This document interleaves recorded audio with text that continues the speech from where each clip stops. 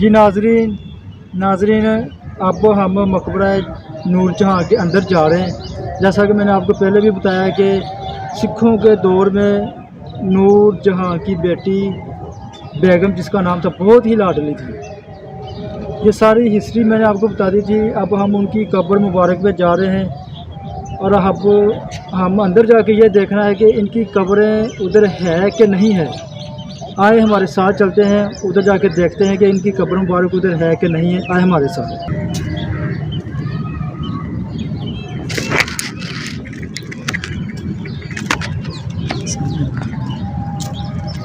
जी नाज़रीन अब हम उसी तरफ जा रहे हैं मकबरा नूर जहाँ की तरफ, जहाँ पे उनकी कब्र मुबारक थी। ये हमें दूर से ही नज़र आ चुका है कि दो कब्रें बनी हुई हैं। एक कब्र बनी हुई है मकबरा